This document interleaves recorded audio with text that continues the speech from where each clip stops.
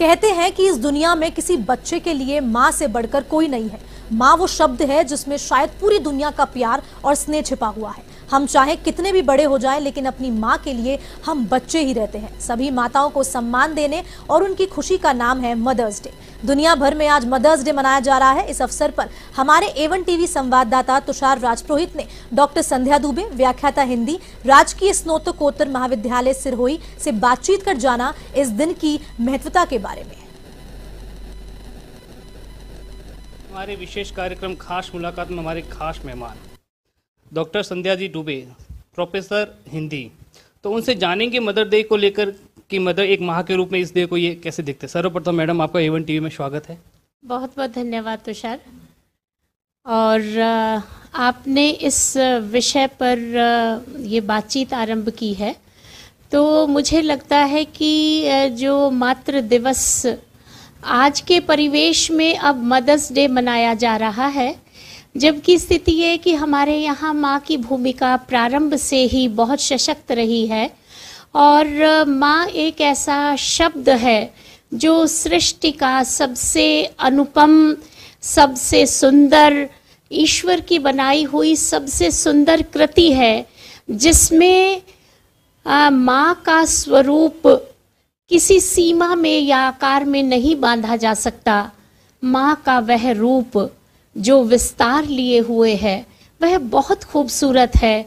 और मातृ दिवस पर माँ के इस भाव को नमन करते हुए, माँ के उस स्वरूप के प्रति अपनी श्रद्धा व्यक्त करते हुए, सभी मातृशक्ति को नमन करते हुए इस अवसर पर स्मरण करना बहुत अच्छा लगता है। ऐसे तो हर दिन माँ के बिना अधूरा है, लेकिन इस दिन को बनाने के पीछे आप इस माँ के रूप में इस दिन को कैसे देखते हो और कैसा, क्योंकि दोहरी जिम्मेदारी है, घर को भी संभालना है, जॉब भी करनी है, कैसे बांधा आती है इस दरमियान?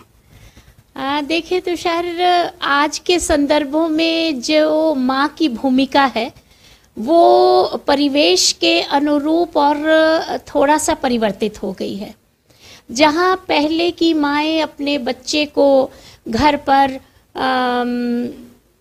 उनका संरक्षण करके घर के कामों तक ही उसका क्षेत्र सीमित रहता था, आज के बदलते हुए परिवेश में और विशेष रूप से मैं ये रेखांकित करना चाहूँगी कि मैं स्वयं भी एक कामकाजी महिला हूँ और माँ हूँ। तो अब इस रूप में मेरी जो भूमिका है वह दोहरी और बल्कि तिहरी भूमिका के रूप में मैं अपने आप को देखती हूँ कि मेरी प्राथमिकता एक और मेरा अपना बच्चा है और दूसरी और कर्तव्य निर्वाह करने के लिए मेरा वह कर्म क्षेत्र है।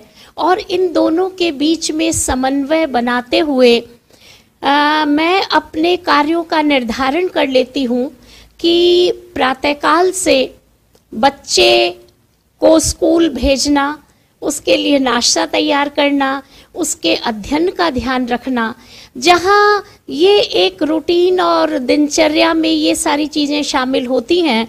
और उन कार्यों को से निवृत्त होकर जो मेरा कर्म क्षेत्र का समय है, मैं वहाँ भी समय पर पहुँच करके अपने कार्यों का निर्धारण करके अपने इस दोहरे भाव के बीच संतुलन बनाने का कार्य करती हूँ।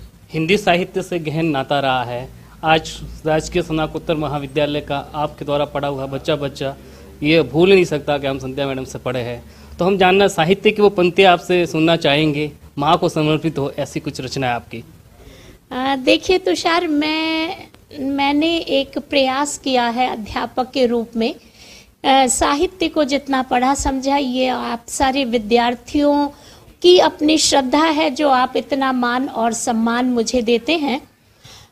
वैसे मेरा प्रयास अपना ये रहा है कि मैं अपने विषय के प्रति और विशेष रूप से विद्यार्थियों के प्रति जो मेरी निष्ठा है और जो मेरा कर्म है वह अध्यापन का है। और साहित्य को पढ़ते पढ़ाते इतने वर्षों हो गए हैं इस नौकरी में, तो साहित्य के लगभग सभी श्रेष्ठ और मूर्धन्य कवियों ने माँ पर अपने विचार व्यक्त किए हैं। माँ पर कुछ पंक्तियां अनगढ़ भाव से मैं आपसे ये कहना चाहती हूँ कि माँ सृष्टि का वह स्वर है जिसमें मिठास है।